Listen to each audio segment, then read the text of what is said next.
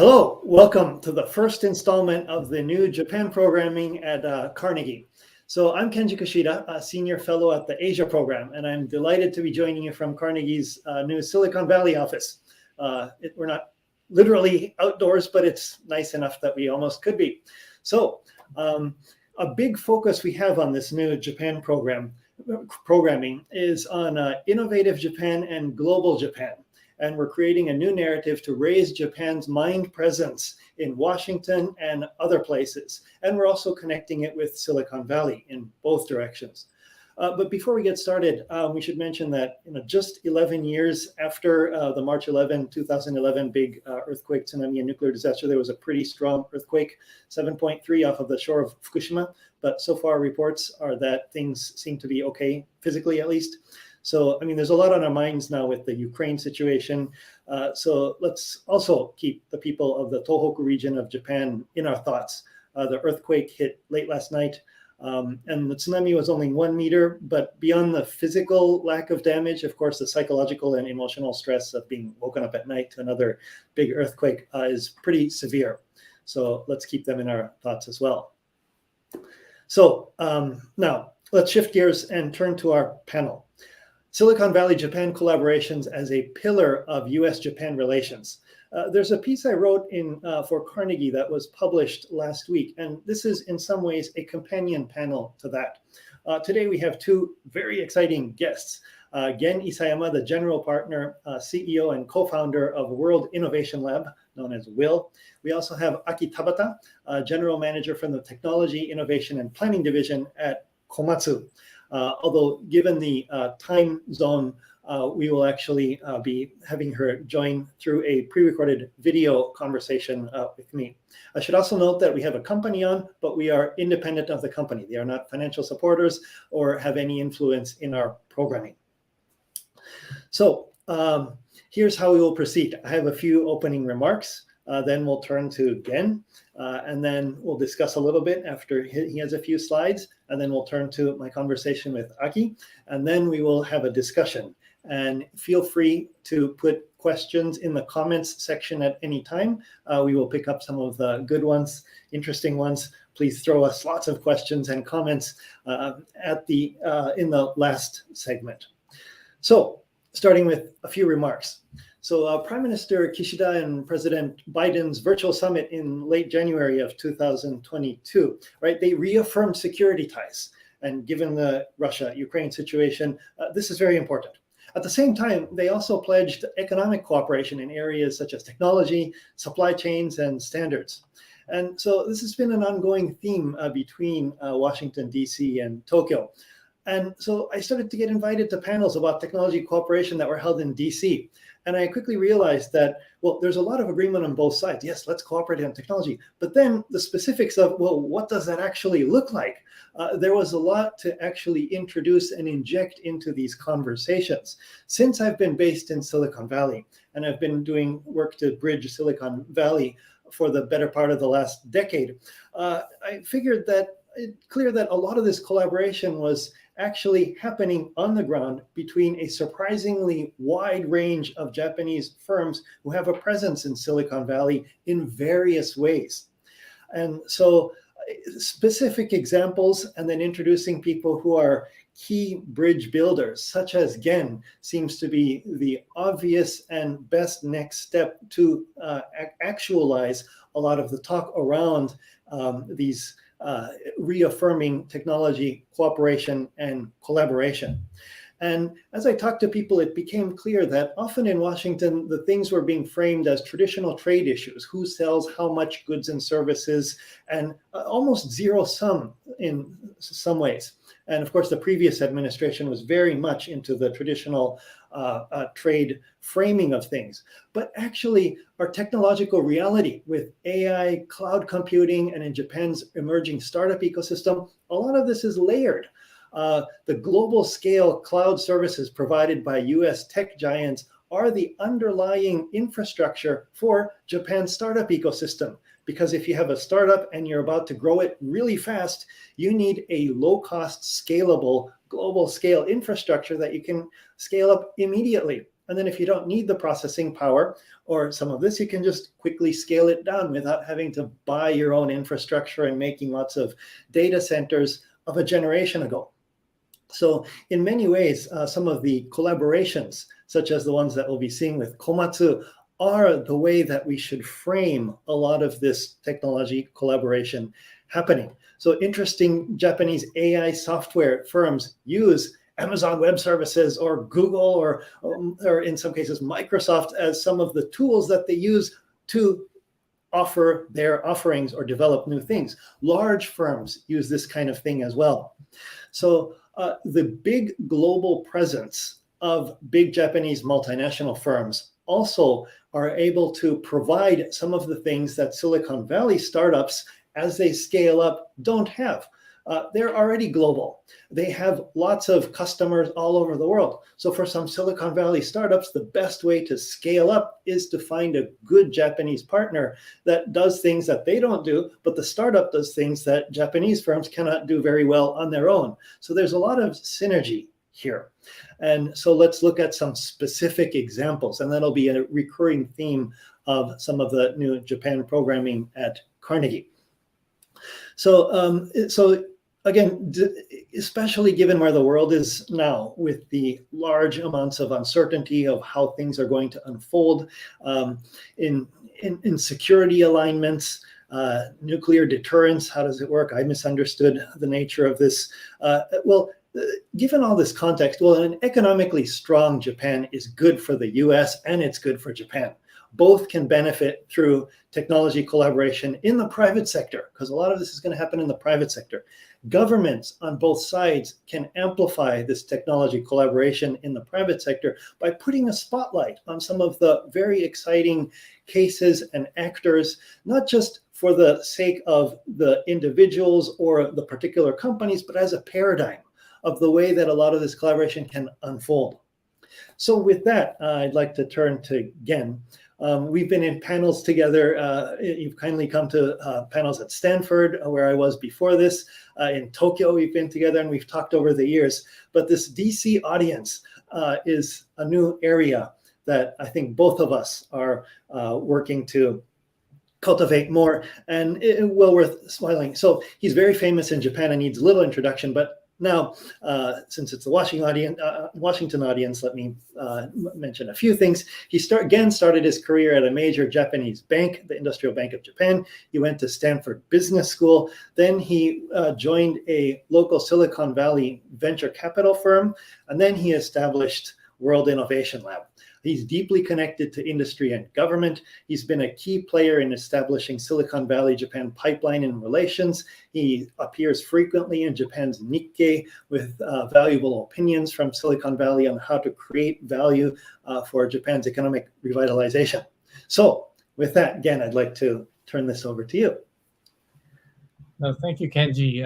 It's been my pleasure, since I've been in this area almost, now it's 20 plus years. I know that we interacted so many times, in a various situation, but it was always the same topic, which is how do we bring this innovation system universal, and particularly with the focus with Japan, how U.S. Japan relations have evolved over time. I think our interest is always, what kind of system would mutually benefit U.S.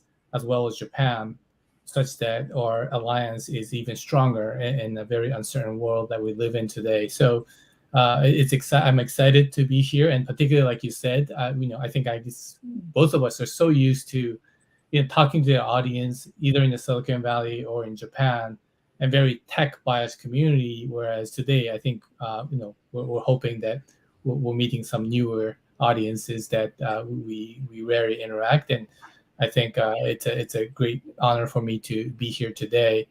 But I think to bring some ideas into our discussion later, I would like to explain my work, my interest this past 20 years, what I've been doing, and what are some of the challenges and what are some things that are exciting to me, trying to bring this Silicon Valley ecosystem to Japan this past almost decade. And I would like to further get audience input and some ideas so that we can do better in the future. So if I can put put up use a few slides just to explain what we do. So my firm name is World Innovation Lab, and I'll explain why I named it Lab. But if you can flip, I'm going to flip a few slides. So about us. So one of the issues that I wanted to solve when I came here 20 years ago is that I was seeing this recurring theme of Japanese corporation wanting to come to Silicon Valley and wanting to get some meaningful result. It could be a business output, or it could be, it could be finding a new business opportunity from the Silicon Valley community. But kind of when I hear from the people who are, sent to Silicon Valley and trying to do all these things, the result seems to be not too good. And some of the activities, including setting up a corporate venture capital and investing into these startups, hoping that some of the startup partnership will evolve into something big, holding more of a business competition internally such that we can do something. If a Silicon Valley younger crowd can do something, we should be able to do something. Ideas are all pretty decent. And obviously, recently, we're seeing a lot of Japanese firms setting up their office in Silicon Valley, again, with the hope that they would find something interesting, or they would find something miraculous such that they can help revitalize their headquarters size. But why is it doesn't seem, at least this path, we call it a lost 30 decades, why anything meaningful didn't come out of these activities? And that caught my attention, and that was a mystery I really wanted to solve when I came here 20 years ago. So what is it? I'm not going to go through this, but sometimes setting up a CVC sounds very sexy, something very promising, yet most of the corporations don't have the right network, don't have the right expertise, so it really doesn't do much. And trying to set up a business incubation hub, again, if you're new to technology, if you don't know how to run a startup, it's awfully difficult and daunting for any large corporation to actually launch a startup and compete with a startup in Silicon Valley. And also setting up a Silicon Valley office. As you know, most Japanese people come here with a visa, with a limited time span. It's awfully difficult to build a local network and to have the right infrastructure to do something meaningful. So there's so many reasons why the short-term expat mission does not work to really embrace innovation and bring them back to the headquarters. So I thought, well, if everyone's repeating the same mistakes over and over again, I need to do something different. And that's when I came up this concept of Dejima. Dejima, if you know Japanese history, it was kind of like a special trading zone for people who wanted to meet with foreigners, embrace Western technology when Japan was in a closed border policy for a long, long time. And so I said, why can't I set up a Dejima for these corporations if each company are not, delivering enough exit and results? So I set up a Dejima about 9 years ago with the intent so this Dejima, this special trading zone, would do three things. One is I'm going to curate the startups, which is worth meeting, or some of the startups that working on very interesting technology. So I want to set up a single point where the best startup can come together, and I can introduce these startups to the corporates. Another activity we do is we have this little sandbox here in Silicon Valley where big company corporate people can try out new technology before they really do it in headquarters, because they are, the sense of failure, they just really don't want to fail in the context of doing things in Japan. So why don't I create an area where they can freely try and make failures and learn from the mistakes, which we all do in Silicon Valley. And lastly, I need to provide them with the proper tools like design thinking, and which is not available in Japan. I need to equip them with the right tools if I were to train them as an entrepreneur. So to do these three things, I created one single R&D hub for various Japanese corporations to do all those three, instead of each company trying to do them by their own, because, like I said, it was not working quite well. So right now, I have a lot of companies as a member of our lab, including manufacturing companies to tech companies to traditional companies. They're all Japanese, and instead of each company trying to do their own Silicon Valley, innovation effort, I said, let's do it together. We can share the learning and avoid common mistakes, and hopefully, we can do much better as a team, as a group. And so far, this is my 9th year. We've seen a lot of results, including partnerships with startups, actually deploying startup technology into headquarters, to breeding a lot of entrepreneurs inside of the organization by sending people here and sending people back in the headquarters side. So it has been quite an experience for me. 9 years passed very fast, and I'm hopeful that these activities would continue to help Japan embrace entrepreneurship, and hopefully the country itself would not purely depend on these startups that is emerging in the country, but also the large big company side. They could be a pool of entrepreneurs, because they are the people who have all the talents and the resource to run the innovation. So I'm hopeful that my activities would help both ends, the startup ecosystem and the innovative side of the large corporations down the road. But so I'll stop there so that we can spend more time on the discussion side. Wonderful. Thank you so much. Yeah. And just in case the audience, some of the terminology that popped up, what Japanese companies used to do or still are doing and didn't work. So CVC, corporate venture capital. It's a big company setting up basically their own venture capital fund and trying to act like a VC. Their strengths and weaknesses to this. And yeah, I think it's very important that, as Gen mentioned, you do a lot of VC investing, but you're calling yourself a lab. And so you're focused on corporate transformation of the big companies, as well, not just investing their funds to Silicon Valley, looking for financial returns or possible strategic returns. So yeah, and that's particularly important because the entire venture capital industry in overall United States or globally, became very commoditized in the sense that there's so much money in the market right now. So investment itself is not becoming something very new or something very unique. But what do you do post-investment became much more important as an investor, because nowadays entrepreneurs have a right to pick which investor you want to have as an investor base. And in the past, 20 years ago when I came, the money itself was very precious. The people who had money, meaning the venture capitalists, had so much leverage to negotiate and get into good deals. The world changed in this past 20 years because of the zero interest and all kinds of different, what happened in the world. So even if we were trying to act as an investor, we needed something special beyond, I can write you a check.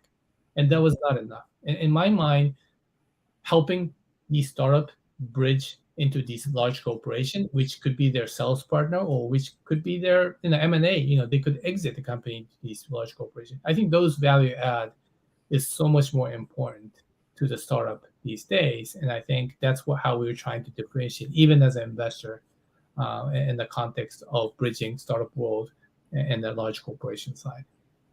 Yeah, that's great. Thanks. So big picture here, one of the main activities that you're using to harness Silicon Valley, in a way, multiple discussions often get confused. We're not talking directly in this phase about, okay, let's make a copy of Silicon Valley somewhere in Japan. It's more like Japan's strengths. One of the big strengths are its large companies, but they haven't been very good at harnessing Silicon Valley. And now here you've stepped in and saying, here are some ways that Silicon Valley can harness big Japanese companies and big Japanese companies can harness Silicon Valley. I'm curious, what are some of the opportunities or interesting cases that you've seen of these collaborations that you'd like to highlight and say, this worked well and we thought it would work well, or unexpectedly, this actually worked out surprisingly well? Yeah, I think this past, I would say 5 years, as you know, the DX, digital transformation, has been thesis for any corporation. Digital transformation, it could be as simple as, let's use AI to automate some of the process that we do internally, including like legal department or accounting department. And prior to DX, there were physically people, a lot of people, keeping books, punching numbers into Excel spreadsheet and trying to come up with, do their job. Whereas today, why would human do it? Why don't you let computer do it? Because every information digitized, you don't need to punch numbers into Excel anymore. So those technologies that we call DX have been quite successful entering Japan, and it really helped, the society become more efficient. Now, the interesting thing is that, the private sector side was very quickly to adapt these technologies, but the problem always is in the public sector, which to complete this world, we need entire society to embrace it. If the public sector says, "Oh, you have to come to my office, you have to seal with a physical seal," it's broken. It stops. That becomes a bottleneck. So I was hoping the government and the public sector side would embrace technology much faster when the private sector was moving really fast and trying to catch up with the rest of the world.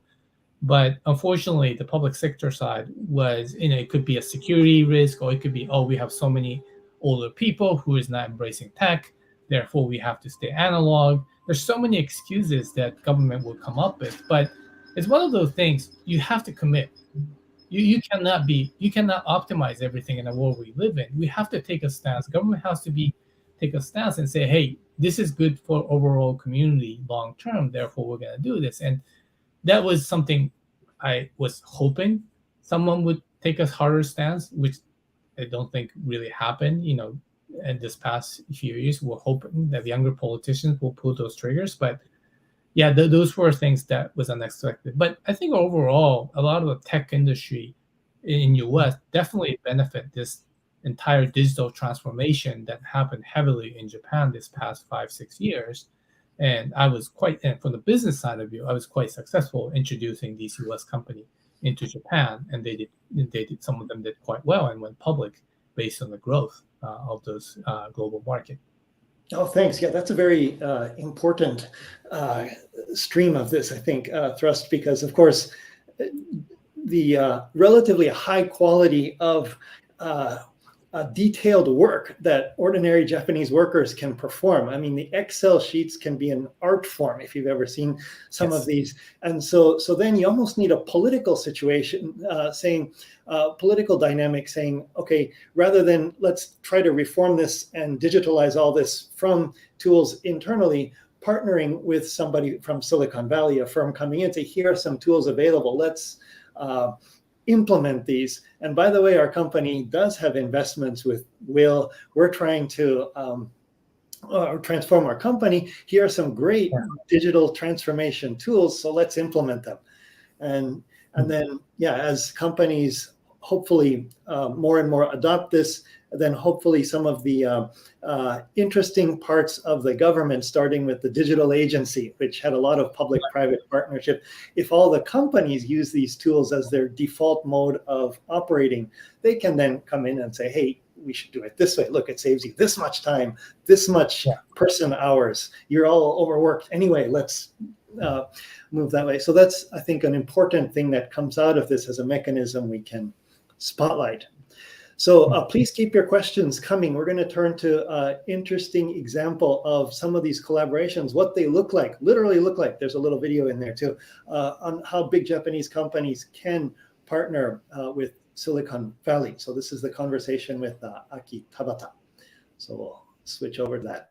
Hi, thank you. I'm delighted to be joined today by Aki Tabata from Komatsu.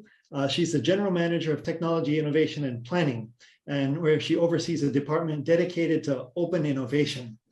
And Komatsu is one of my favorite examples that is about collaboration between Silicon Valley and Japan, where it represents not just the company, not just the industry, but it provides a broader paradigm of the types of collaborations that can occur.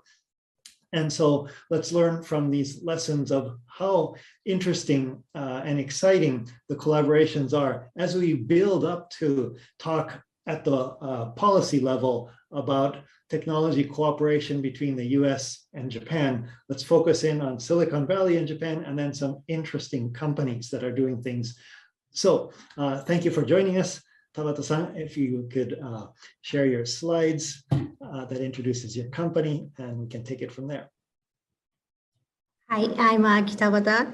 Thank you for inviting me today. So let's start presentation.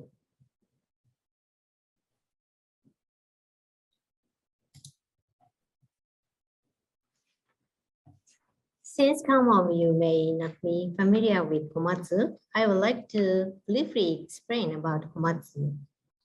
Komatsu is a company that develops and manufactures various sizes and types of construction and mining equipment as a major pillar of its business. I can say Komatsu is a company that develops 3D printers on a global scale. And Komatsu is a company that has been facing solutions to social issues. Major examples include unmanned dump trucks, which were introduced to the market in 2008, and smart construction, which began service in 2015. Komatsu is also working on automation and visualization in agriculture and forestry. Thank you so much. And it's worth pointing out that autonomous driving is the holy grail of Silicon Valley for passenger cars. But for mining dump trucks, you've been doing that since 2008, which is quite a while ago. And it's the visualization part. We see the picture in smart construction in the middle of your slide there of drones taking 3D surveying of the land. And I understand you've prepared to share a video with us that will illustrate this, because of pictures and video. A picture is worth 1,000 words, a video is worth 10,000 words at least. So let's take a look at what it looks like.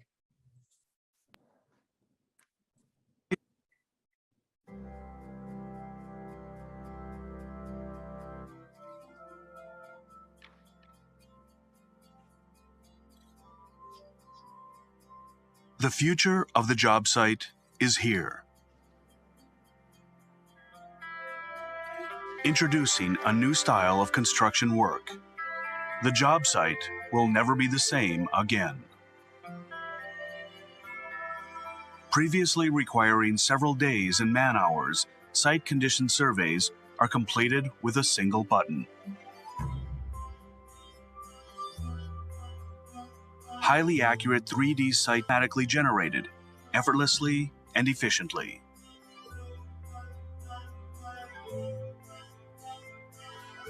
Completion drawings provided by the customer are converted into 3D and compared with 3D site data to automatically calculate the area and the volume of earth to be moved. Simulations for each construction period are run to comprehend task breakdowns in advance.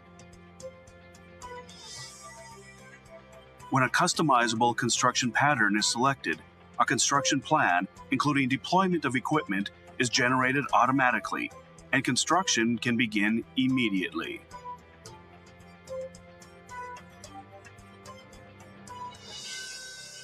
Once construction is underway, the job site evolves through advanced ICT, or Information Communication Technology. Based on the execution plan, progress toward completion is guided by a single lever.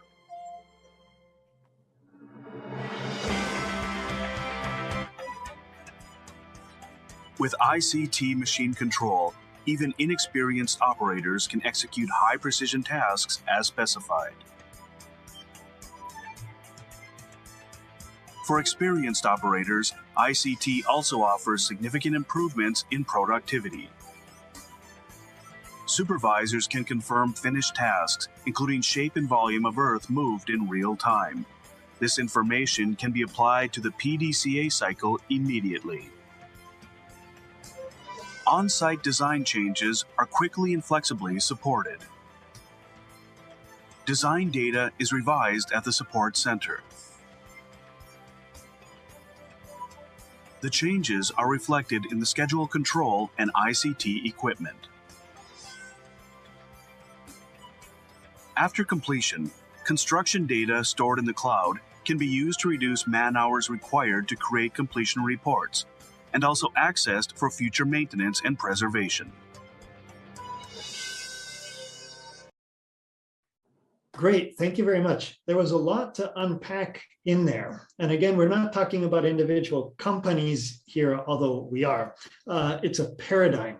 So let's dive in a little bit and ask if you could pick up the story again.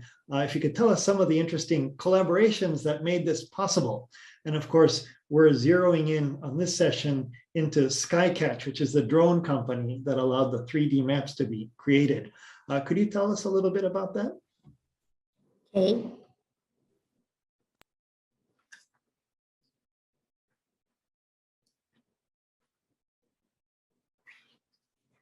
We met Skycatch in the summer of 2014 and were able to move forward to actual business in a short period of time.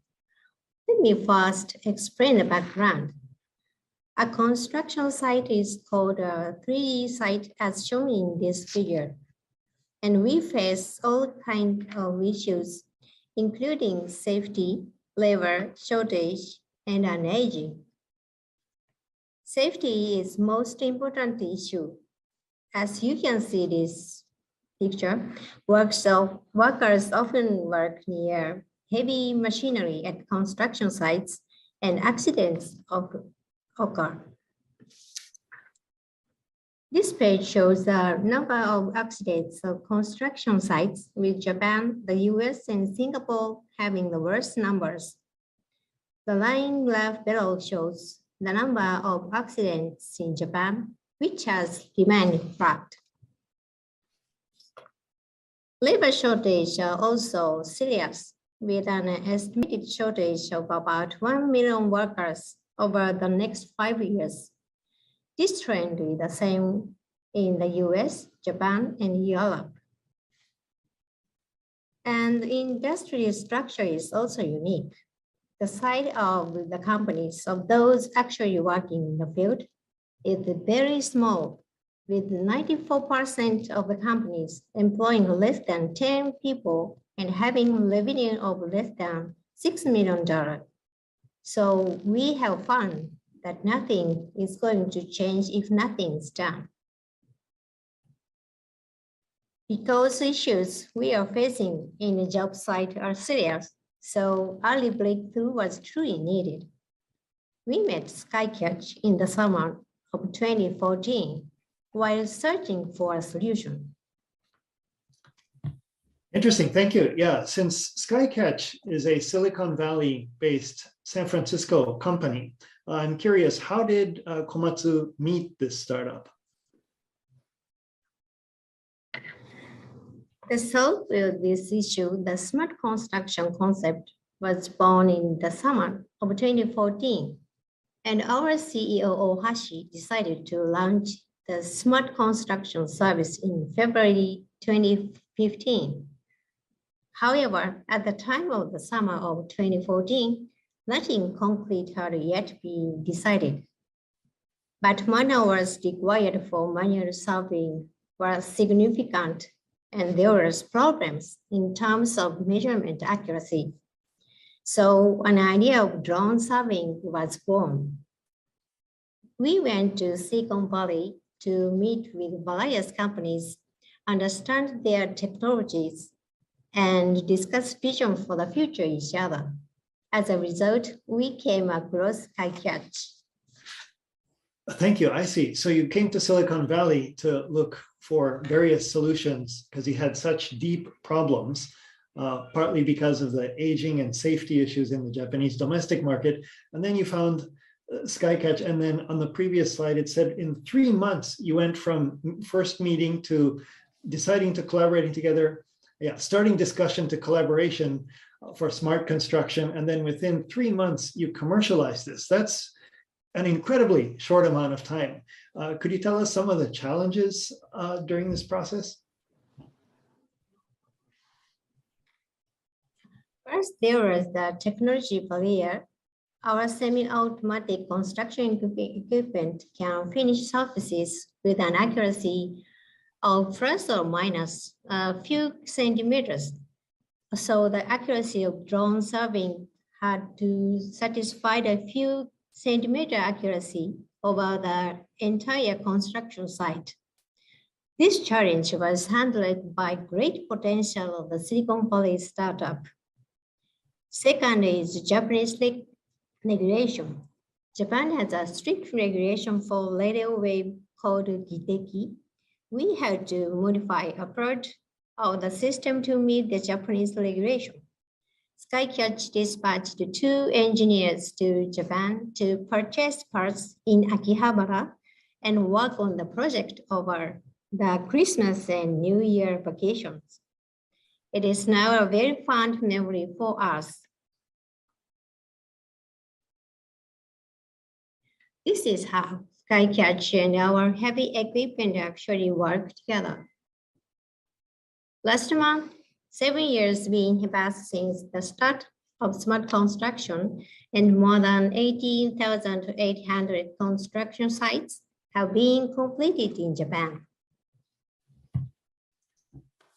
Oh, thank you. That's a remarkable speed for which things ramped up on your side, implementing basically offering by a Silicon Valley company, and then the Silicon Valley company then getting adopted in over 18,000 construction projects in Japan. So I think this definitely represents the type of win-win collaboration that can happen.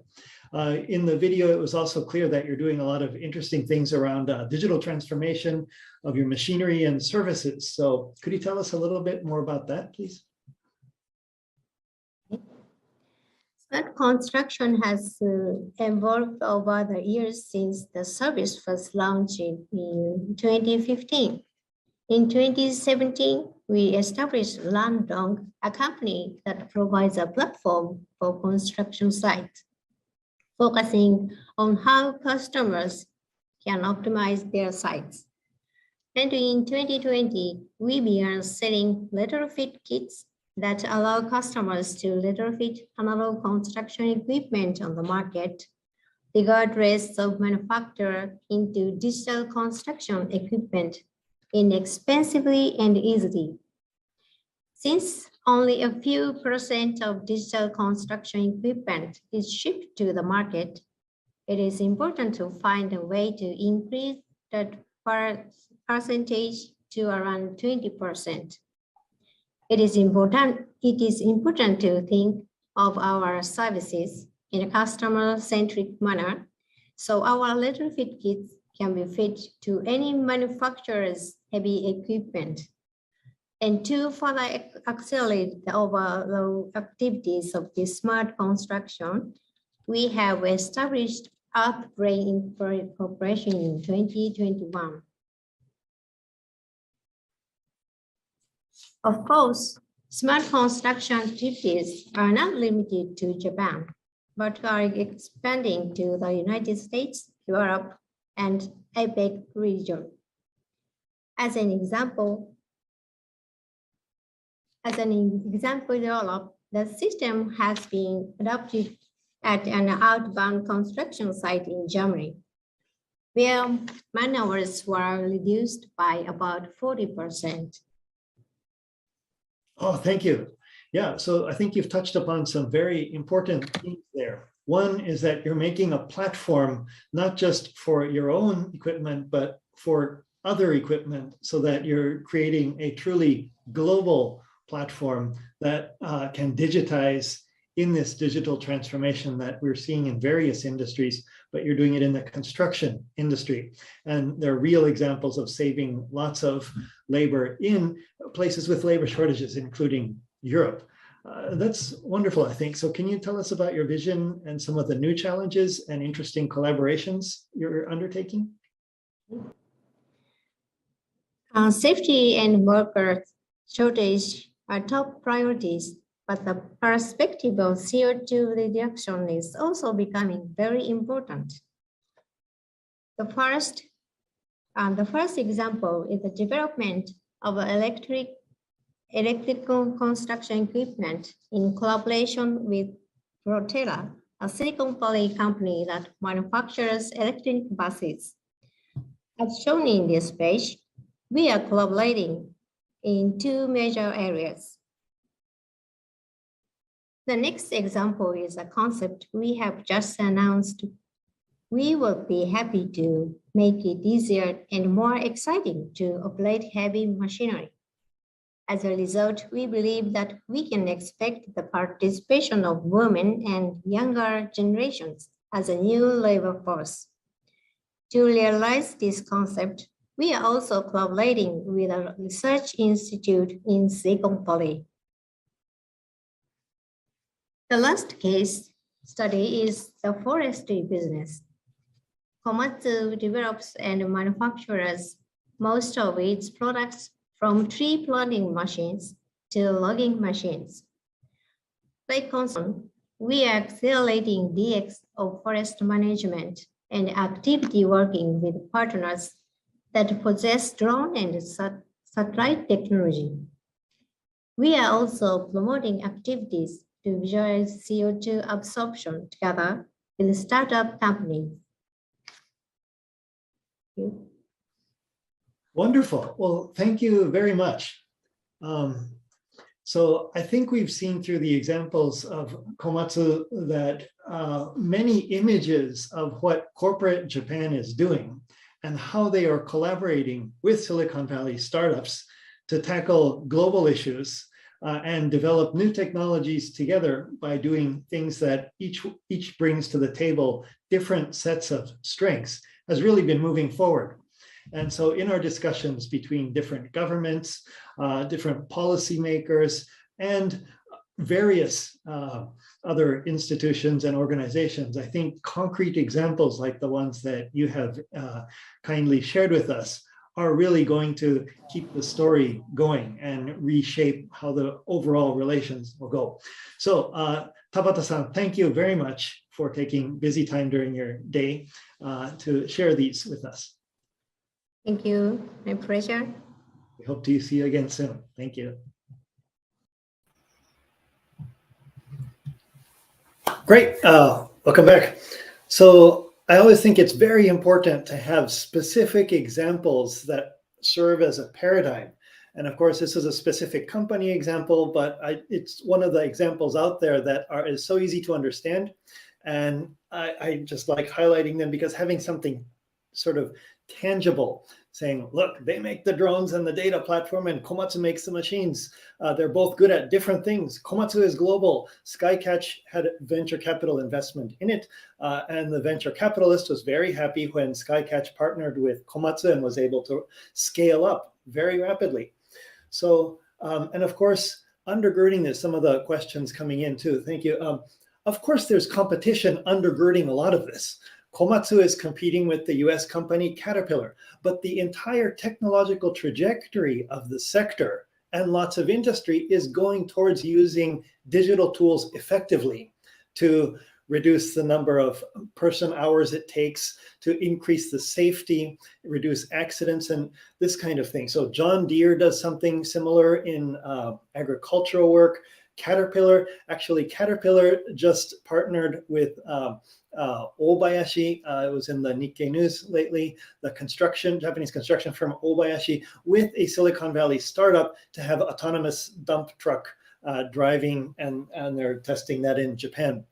And on the one hand, this is a government issue because although construction is relatively lightly regulated, which is one reason that a lot of autonomous driving or remote operations can be deployed and developed quickly, Aki Tabata did mention that the wireless standards in Japan were different for drones. And so the Skycatch had to go to Japan.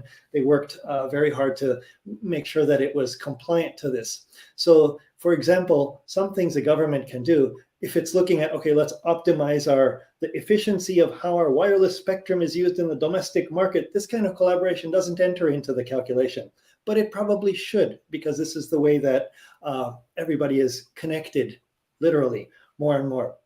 So again, let's turn back to continue our discussion. I'm curious reactions you have to that, any thoughts, etc.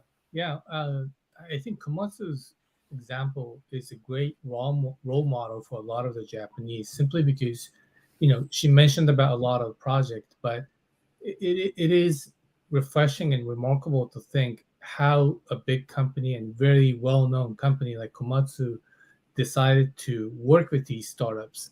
And the reason why I say that is that this requires a completely different mentality from the management team, because in the past, Japanese really excelled in running a company with more precise prediction and having certainty around what they're doing. Even if it's a new project, they would ask all kinds of professionals to opine, analyze the market, and try to make sure that they don't fail. They would try to minimize the failure. Now, what Komatsu did is something different, completely different from how the traditional big companies do, which is we don't know what's going to happen with drone industry. We don't know whether drone is going to be super efficient and is going to provide these benefits that we now have achieved. But they said, we're going to try. We're going to try something new. We're going to embrace these technologies and see what happens. And that thinking really requires a paradigm shift in the way you think. You basically have to embrace you're going to make mistakes, but it's okay, because as long as and by the way, picking one drone company, Skycatch, there could be another 10 company that is going to say exact same thing. We can do it too. We can do it better, but they have to pick one. If you're in the traditional mindset, you're just going to go round and round and think which one is better, which one is better, and you'll make decisions. Whereas I think they picked the choice, they committed, and they think we're going to make it successful. So I think that risk-taking behavior by the management team is such an admirable action that all big companies, not just Japanese, should really, it's a role model to how do you run a big corporation? How do you run innovation effort under a large corporation? Someone has to take a stance and someone has to take a risk, which oftentimes the CEO has to make their own decision.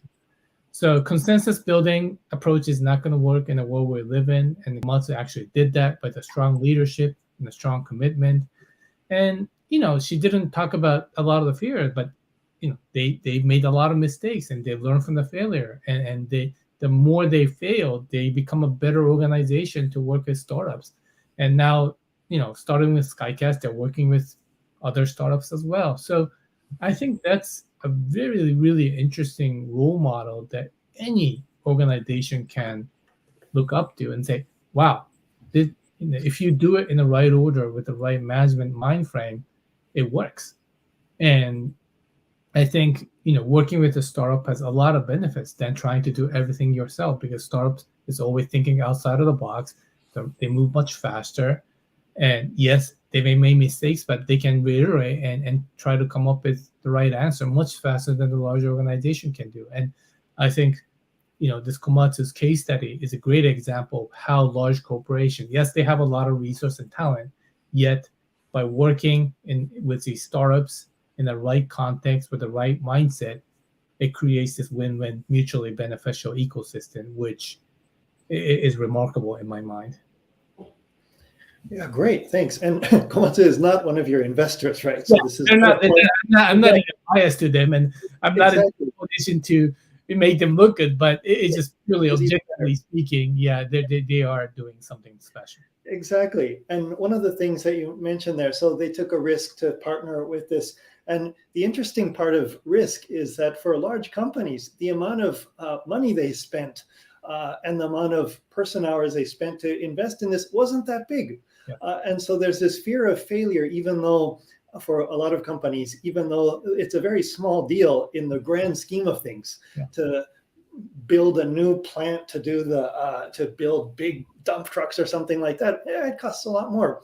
And interestingly, their choice of working with Skycatch was not to try to buy the company, but to let Skycatch work with other companies too, just so long as they weren't in construction and their immediate rivals, but other industries, so that Skycatch would also get more experience and get better at what they do. This is a model of open innovation. Yes. And I think that this can apply for governments too. So whether it is spotlighting good cases or spending some money to try to accelerate certain technological trajectories, people are worried about bad press that comes out if there's a failure of sorts or if it doesn't work out as expected.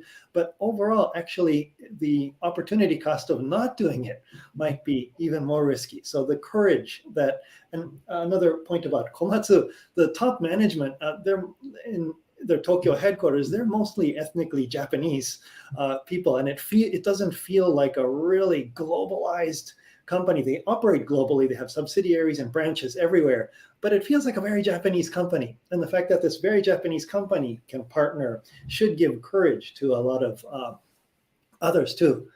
There's some really interesting questions, and please keep them coming. In your experience, so do Japanese companies tend to collaborate with one another in some of this?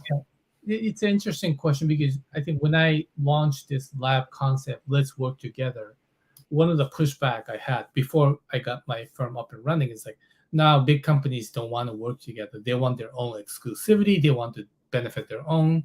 And why would they share their failures to other companies? Or why would they share their success with other company? Again, you should be working for a one big company like Sony and make sure that whatever you do benefits one single entity. And that was, I would say, a lot of the pushback I had when I brought up this concept. I want to do this. But surprise, surprise, I think what was unexpected was the world was changing so fast that the industry borderline, meaning, right now we talk about automotive industry, how great it was in Japan, but is the automotive industry the same as 10 years ago? Not really. When you see Teslas and Apples and Sonys of the world entering, there is no such thing as automotive industry anymore. So in a sense, the industry borderline or categorization or taxonomy we came up with in the past doesn't work anymore. What does that mean? Every company in a different area needs to communicate each other and potentially get together to launch new businesses, because you as a single big company in a particular industry is not capable of doing business in the modern world when these borders are gone, which are disrupted by these tech companies who don't have that kind of mindset. They're like, Tesla is like, I'm just going to try to save the world. I'm going to start with the EV. I'm going to do something different. And if you're trying to compete with these new competitors, the big establishment need to think differently. And in order to do that, they cannot do this by solo. And like you said, they have to embrace open innovation, which includes not only working with the startup, but working this big company tagging and working together to do something different and something unique. So through my activities, I have about 20 some companies in our lab working together, and I introduce them to startup. But oftentimes, yes, their headquarters side get together and some of them actually launch a new business, which was kind of something that I didn't expect because I'm not facilitating it proactively myself, but it is happening. And the more they understand the open innovation between the startups and the large corporations, they say, why don't we do it with the other members of Will and let's do something together. We have this expertise, we have that expertise, and put it together.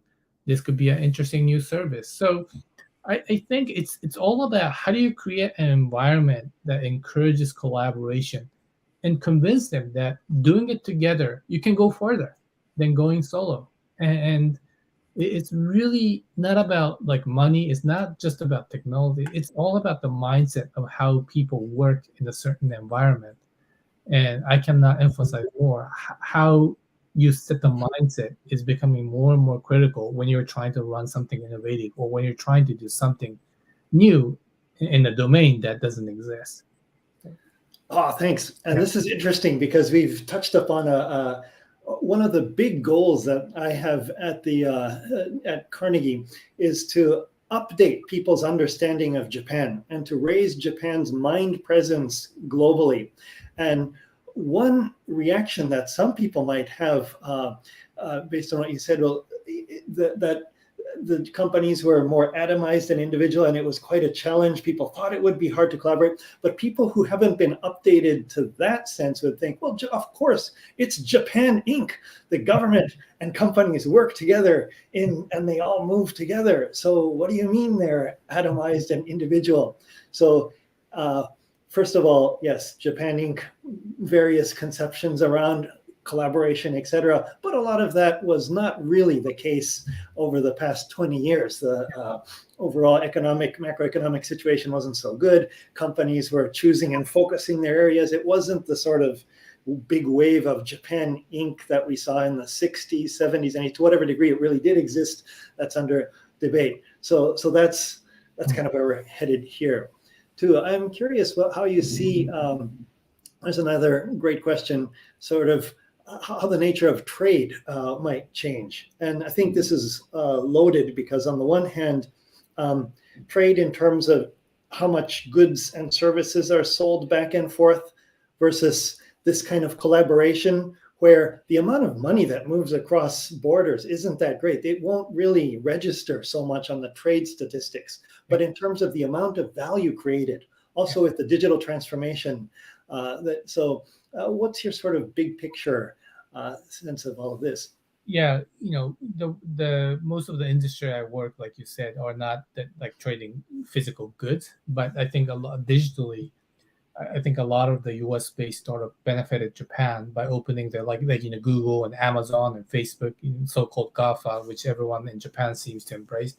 I don't think no one in Silicon Valley says GAFA, but those all the big IT giants have office in Japan and employ a lot of people. And what was very beneficial for Japan is not just pure GDP effect, but those who work for those tech companies eventually became entrepreneurs. Domestic entrepreneurs who ended up starting their own company and get venture capital funded, and some of them became a public company. So that indirect, intangible effect of these, U.S. tech company going to Japan had a humongous impact in the society. And also, what I know the government has, they also want to encourage foreign direct investment, which has been nice uphill trajectory so far, and they want to double it in the next 10 years. In order to do that, this tech world really needs to be truly borderless, and any technology in US needs to be entered Japan, and also vice versa. Japanese tech should also be more globalized, because right now we know that I would say 90% of the Japanese startup tends to be very domestic focused, and they don't think about the world outside of Japan because quite frankly, even though Japanese population and GDP is shrinking, it's still a huge market for everyone. And if you're an entrepreneur, why would you take the burden of working in the United States when you have a humongous market called Japan or even Tokyo? So, I think there are so many things that's happening. And I think the nature of the trade, nature of the U.S.-Japan relationship in terms of business is rapidly changing. But I think this phenomenon that I'm seeing in the tech sector is very interesting. Just looking back 10 years, there's so much positives that happened between US and Japan. Just looking at how many tech companies went to Japan, and some tech companies from Japan came to the United States. So. Oh, great! Thanks. Yeah, and we touched upon a bunch of topics there: FDI and globalizing Japan's startup ecosystem. This is actually seeding future things that we'll do too, and hope to have you on some of those. So we're running up against our time. It's been a wonderful session. Do you have any last words, especially recommendations for governments, Japan and the U.S., what they might do to further technological collaborations? Yeah. There are so many, even having said all these great collaboration, when you go down to day-to-day basis where I invest in startup and taking them to Japan or even Japan to US, there are so many obstacles. For instance, I would say one thing is that despite US-Japan relations, this alliance having very strong, every time I make an investment, I have to face with this CFIUS issue, which I'm not going to go into too much detail, but it's a national security issue, meaning if I were to invest in U.S. company, they would say, oh, you're not a U.S. citizen. Are you reliable? Are you going to be a good investor? Is this too risky? And when I go invest in Japanese company, oh, again, you live in you live in the United States. Can we trust you, kind of thing, which is strange in the context of what I'm trying to do. Everything I'm trying to do is to facilitate a very good mutually beneficial relationship. But when it comes to technology investment, yes, there's always the security issue that comes up. And the more advanced the technology, the more security awareness comes up. So we need to find a balance how we collaborate as a country, and I hope and some of the countries like Canada are exempted from those things. So I hope the U.S. Japan government relationship would become better over time, such that the tech world can enjoy those free investment or more free interactions and going back and forth. And then finally, like you said about the Japanese government still have their own standard. They have the way of they see things. Like when Uber tried to go to Japan, Uber was not possible because they wanted to protect the domestic taxi industry, or even Airbnb, they wanted to protect the domestic hotel, which I understand. But when the world is embracing these new technologies and new business model, you cannot just say, hey, this is Japanese way and we need to protect the traditional industry. Traditional industry needs to have a healthy level of threat such that they can also innovate and evolve over time. So I think too much protection into existing industries needs to be changed over time. I think it could be set in some parts of the United States as well, because if you really want to have this new industry emerge and drive the economy, the regulation has to be balanced. Oh, wonderful. Those are wonderful points, I think, to end on.